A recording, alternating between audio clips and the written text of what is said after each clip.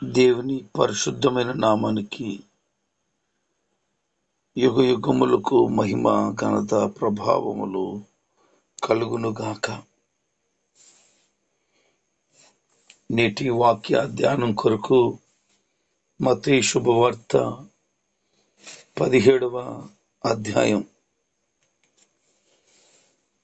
యెరూషలేము ఒక విశిష్టత కలిగిన పట్టణం. యెరూషలేము చుట్టూ చక్కని పర్వతాలు ఉన్నాయి అని కీర్తనకారుడు రాస్తాడు. ఈ యెరూషలేము చుట్టూ చాలా కొండలు ఉన్నాయి, పర్వతాలుగా. ఇవి చాలా పేరు పొందినవి. అందులో ఈరోజు ఒక పర్వతం గురించి మనం మాట్లాడుకుంటూ ముందుకు సాగిపోబోతున్నాం. అది యెరూషలేముకు దగ్గరలో ఉన్న పర్వతం. దాని పేరు హెర్మోను. దానిని ఆనుకొనున్న పర్వతం లెబానోను. ఈరోజు హెర్మోను పర్వతం చాలా ఎక్కువగా మంచుతో నింపబడి ఉంటది.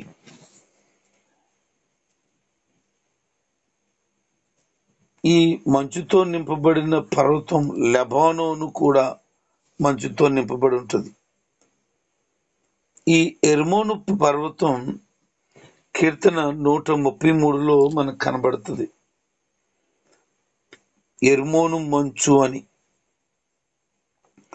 ఈ హెర్మోను పర్వతానికి యేసుక్రీస్తు ప్రభువారును, పేతురును, యాకోబును, వారి సహోదరుడైనటువంటి యోహానును ముగ్గురు కలిసి యేసు ప్రభువారితో వెళ్ళారు.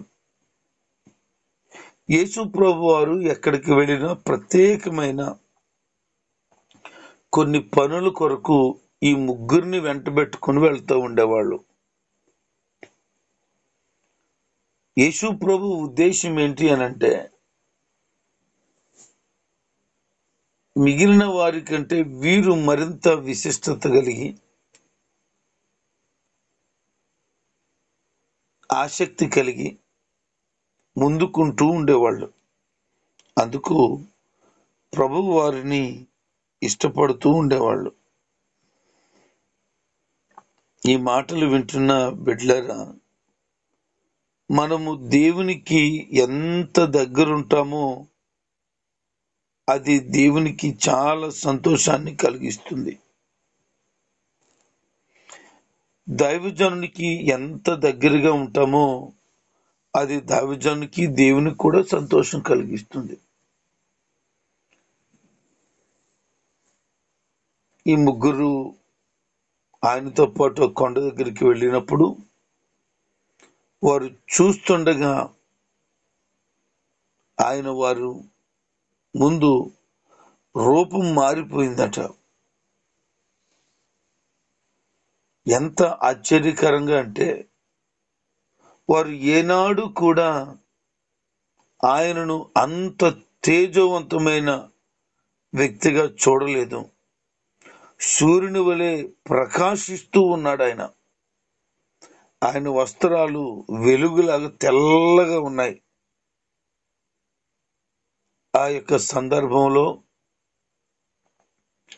మోషే, ఏలియా వారు కనపడ్డాడు. ఆయనతో వారు మాట్లాడుతూ ఉన్నారు. అప్పుడు పేతురు ఆలోచనలు మార్పులు వస్తూ ఉన్నాయి. ఏమనుకుంటున్నాడంటే, మనం ఇక్కడే ఉండిపోతే మంచిది. యేసు ప్రభు వారు సూర్యుని వలె కనబడుతూ ఉన్నారు. ఆయన వస్త్రాలు కూడా ఈ స్థలంలో తెల్లగా అయిపోయాయి. ఎప్పుడో చనిపోయినటువంటి 1400 సంవత్సరాల క్రితట చనిపోయినటువంటి మోషే ఇప్పుడు కనపడ్డాడు. 900 సంవత్సరాల క్రిందట పరలోకానికి ఆరోహణం అయిపోయినటువంటి ఏలియా కనబడ్డాడు, ఇది సామాన్యమైనది కాదు అని ఆలోచన చేసి ఇక్కడ ఉండిపోతే బాగుండు అనుకుంటున్నారు.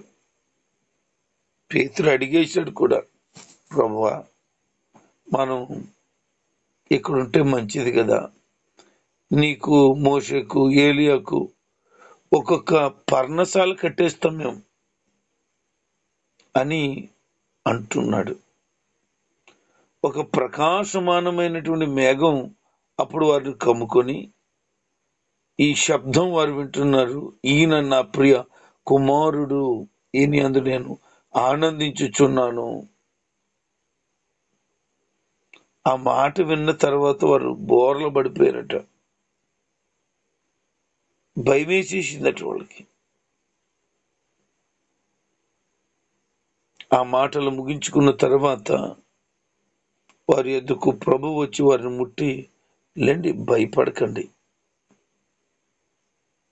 అని వారు లేపితే వారు ఎంత భయపడిపోతున్నారంటే, మోషే వచ్చాడు బాబోయ్, ఏలియా వచ్చాడు, ఏమైందో ఏంటో, మా ప్రభు వారు ఇంత ప్రకాశమానంగా ఉన్నారు, మా గురువు గారు వస్త్రాలు ఇంత తెల్లగైపోయాయి, ఏదో ఒక ఆశ్చర్యకరమైన స్థలం ఇది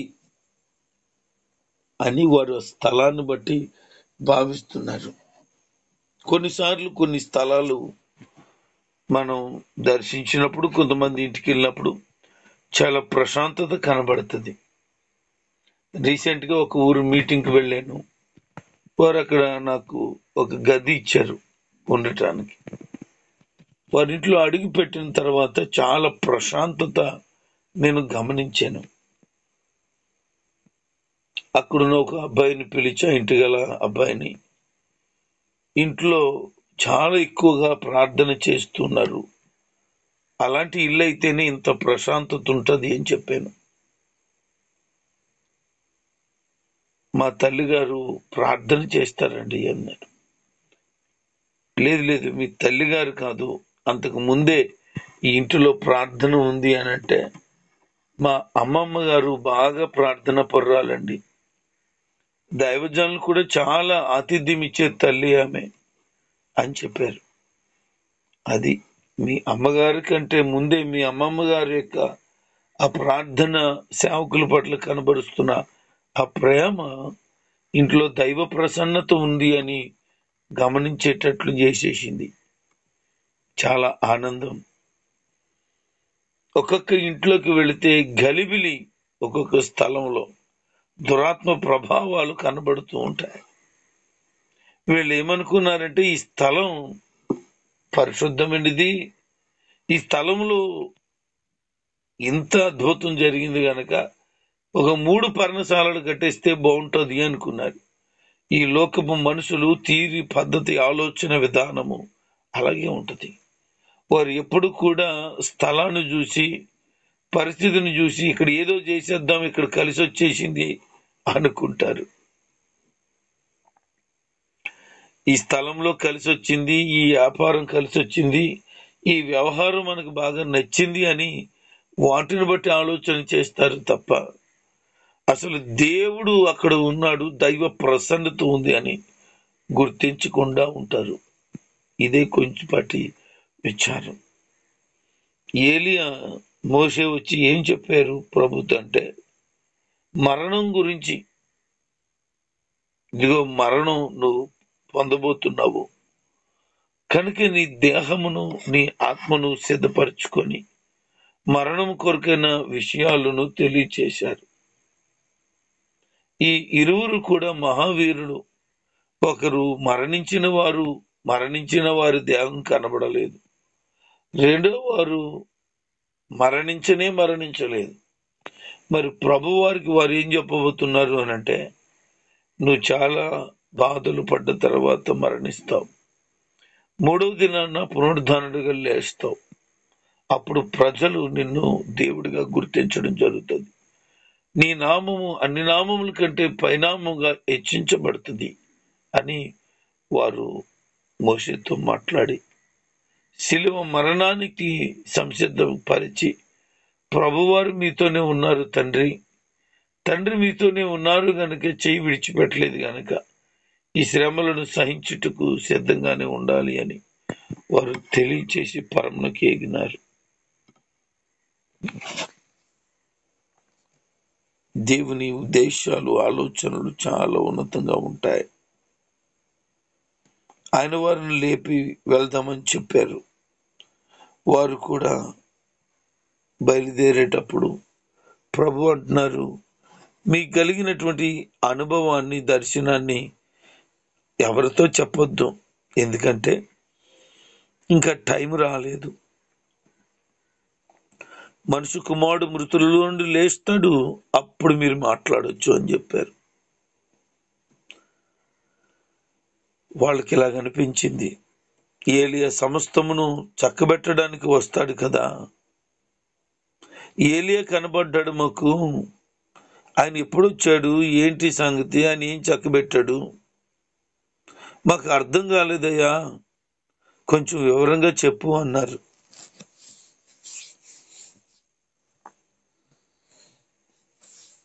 యేసుక్రీస్తు రాకడ కంటే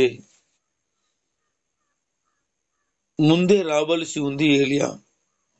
ప్రభు అదే అన్నారు, ఆల్రెడీ ఏలియా వచ్చి అన్నీ చక్కబెట్టుకుని వెళ్ళిపోయాడు అని వారు గ్రహించారు. మలకి గ్రంథం 4వ అధ్యాయము 5-6 వచనాల్లో ఏలియా వస్తాడు, మార్గాన్ని సంసిద్ధపరుస్తాడు, సమస్తమును చక్కబెట్టుకుంటాడు. పిల్లలు హృదయాలు తల్లిదండ్రుల తట్టు, తల్లిదండ్రుల హృదయాలు పిల్లల తట్టు, అవిధేయులుగా ఉన్న వారిని మార్పు చేయటానికి వస్తున్నాడు అని.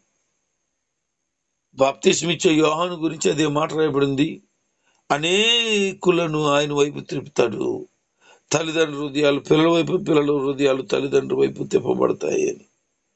అంటే ఆల్రెడీ ఏలియా వచ్చేసాడు, బాప్తిస్మిచ్చే యోహాను కదా అంటే ఏలియా వంటి ఆత్మ కలిగిన వాడు అని చెప్పబడుతుంది. ఆయన దేహానికి ప్రాధాన్యత ఇవ్వడం కాదు, ఆత్మకు ప్రాధాన్యత ఇస్తున్నాడు. అంటే బాప్తిస్మిచ్చే యోహానులో ఉన్న ఆత్మ ఏలియా యొక్క ఆత్మ అని మనం గమనించగలుగుతాం. దేవుని యొక్క ప్రభావాన్ని పొందుకున్న వ్యక్తిగా బాప్తిస్మిచ్చే యోహాను బయటికి తెలియపరచబడింది, కానీ ఆయనలో ఉండే సమస్తం చక్కబడిన వ్యక్తి మాత్రం ఏలియా. దేవుడు వారితో ఉన్నాడని వారు గ్రహించారు. బాప్తిస్మిచ్చే యోహానే ఈ ఏలియా అని కూడా వారు గుర్తించగలిగారు. ఒక వ్యక్తి యేసు ప్రభు వారి దగ్గరికి పరుగులెత్తుకొని వచ్చేసాడు, మొక్కళ్ళు వేసేసాడు, ఆయన పాదాలు పట్టుకుని మాట్లాడుతున్నాడు, అయ్యా నన్ను కరుణించు, నాకు కుమారుడు ఉన్నాడు, మోక్షరోగం కలిగిన వాడు.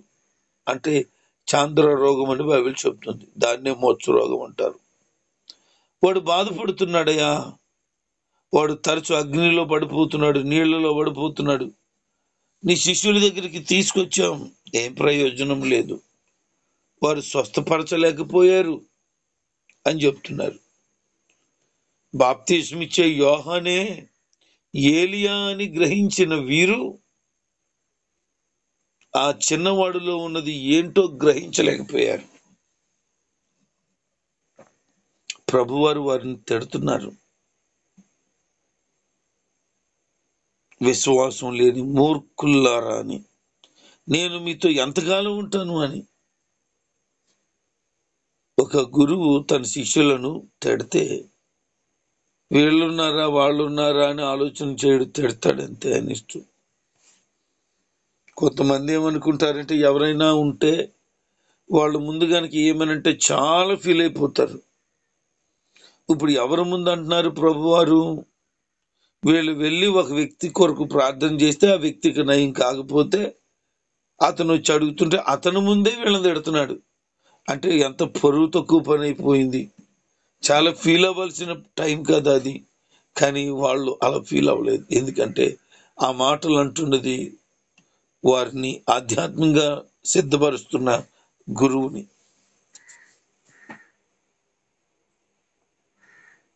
వారిని తిట్టిన తర్వాత ప్రభు ఏం చెప్తున్నారనంటే, ఇతనికి దయ్యం పట్టుకుంది, ఇది మామూలుది కాదు, అందుకే వారు జయించలేకపోయారు అని చెప్తూ ఆ చిన్నవాడికి పట్టుకున్నటువంటి ఆ మూర్ఛ రోగానికి కారణమైన దయ్యాన్ని గద్దించారు. కొన్నిసార్లు కొంతమందికి వచ్చే రోగాలు, కొన్ని వ్యాధులు సహజంగా వచ్చినవి కాదు, దురాత్మ పట్టుకుంటే వచ్చినవి. ఇలా కూడా జరుగుతుందనంటే, ఒక వ్యక్తికి అపవిత్రాత్మ పట్టుకుని నడుము వంగు తీసేసింది ఒక ఆమెకి 18 సంవత్సరాల నుంచి. ఒక అతనికి దయ్యం పట్టుకుంది, మోగోడైపోయాడు, చెవిటోడు కూడా అయిపోయాడు. అంటే దయ్యం పట్టుకుంటే ఏం జరగచ్చు? ఏదైనా జరగచ్చు. అలాగని వచ్చిన ప్రతి రోగం దయ్యం వల్లనే వచ్చింది అనలేం మనం. కానీ ఈ మూర్ఛ రోగం కలిగిన వ్యక్తికి మాత్రం దయ్యమే పట్టుకుంది. యేసు ప్రభువారు గద్దించినప్పుడు విడిచిపోయింది. ప్రభువారిని అటు వారు ఏకాంతంగా అడుగుతున్నారు, ప్రభువా మేమెందుకల్లా చేయలేకపోయామయ్యా, ఏమైంది అసలు? మాకు ఆ శక్తి లేదా, మాకు సామర్థ్యం లేదా? మీరు మత్తయి సువార్త 10వ అధ్యాయం మొదట్లోనే మనం చదివితే ప్రభు అంటారు, మీరు వెళ్ళండి, ప్రకటన చేయండి, రోగులను స్వస్థపరచండి, దెయ్యాలను వదలగొట్టండి అని అధికారం ఇచ్చి పంపించారు. మరి వీళ్ళు అధికారాన్ని అక్కడ పని చేయనీలేదా? ఏమైంది అంటే ప్రభు చెప్తున్నారు,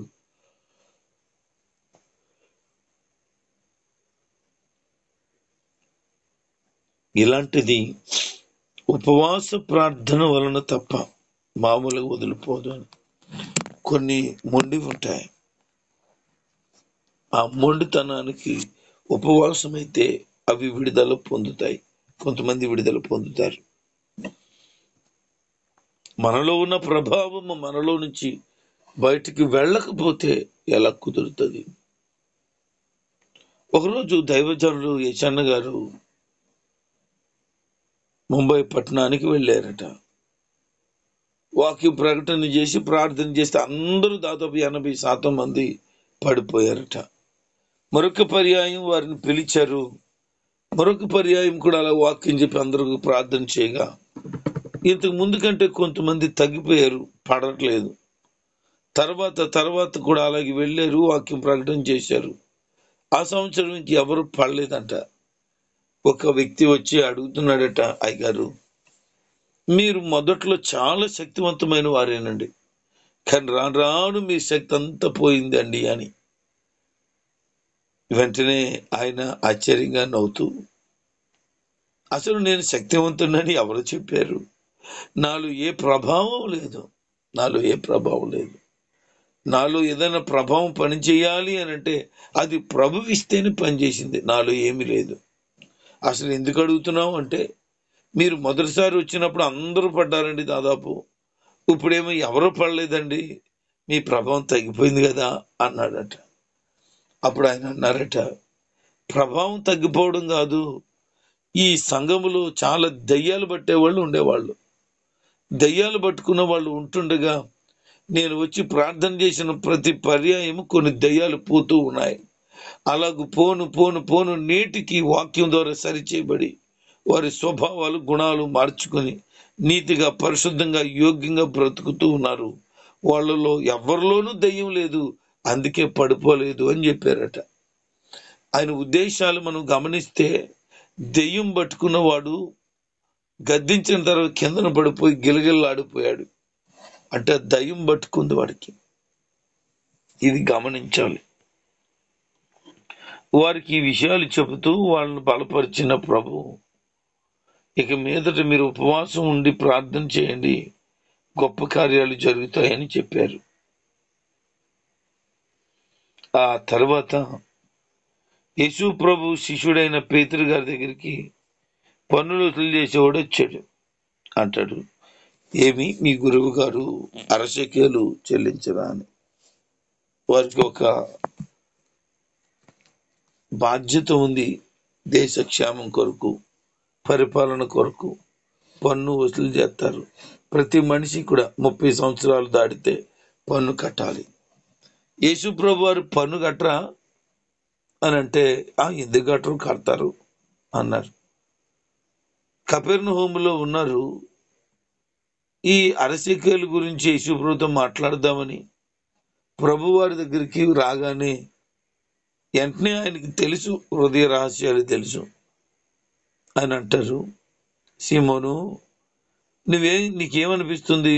భూరాజులకి సుంకం పన్ను చెల్లించొచ్చా వద్దంటావా? కుమారుల యొద్ద అన్యుల యొద్ద ఏం తీసుకోవాలి? అన్యుల యొద్దనే అని చెప్తే, అయితే మరి ఎందుకు ఇలా చేస్తున్నారు వాళ్ళు అంటే, ప్రభు నాకేమి తెలియదు అన్నట్లున్నాడు ఆయన. అయితే అంటాడు, నువ్వు వెళ్ళి గాలం వేయి. అలవాటు కదా, గాలం వేస్తే ఒక చేప పడుతుంది. ఫస్ట్ ఆ చేప నోట్లో షెకేలు ఉంటుంది. అరశెకేలే కదా వాళ్ళకి కావలసింది. ఈ షెకేలు వాళ్ళకి ఇచ్చే, అరశెకేలు నా వంతు, అరశెకేలు నీ వంతు అని వాళ్ళతో పేతురుతో మాట చెప్పి పంపించాడు. ఈరోజు మనం జ్ఞాపకం చేసుకుందాం ఆధ్యాత్మికమైన సత్యాన్ని. మన అక్కర్లు తీర్చడానికి దేవుడు ఎక్కడి నుంచి ఎలాగైనా కార్యాన్ని చేస్తాడు అనేది వాస్తవం.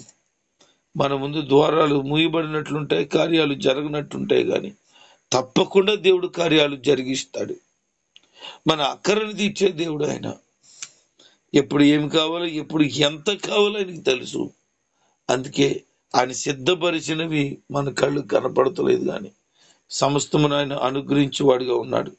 విశ్వాసంతో ఉండి ప్రభు అనుగ్రహించే అత్యధికమైన కృపను పొందుతూ ఆయనలో నమ్మకంగా సాగిపోగలిగితే మన జీవితంలో ఎన్నెన్నో కార్యాలు జరుగుతాయి, మనం చూడగలుగుతాం. యేసు ప్రభు వారి యొక్క రూపాంతర అనుభవాన్ని శిష్యులు 3 చూశారు. తర్వాత అద్భుతమైన కార్యం విషయమై ఆయన వారికి బోధించి వారిని విశదపరిచారు. అలాగే అవసరత ఉన్నప్పుడు ఆ అవసరతను తీర్చి సంతోషింపచేశారు. కనుక మన జీవితంలో దేవుడు ఖచ్చితంగా బలమైన కార్యాలు జరిగించి మన ప్రతి అక్కరలు తీర్చి మనల్ని విశ్వాసంలో నిలబెడతారు. కనుక అటు విధంగా సాగిపోదాం, దేవుని కొరకు సిద్ధపడదాం. దేవుడి మాటలు మన వెనుకట్లో దీవించి మన ఫలింప చేయను గాక. ఆమేన్.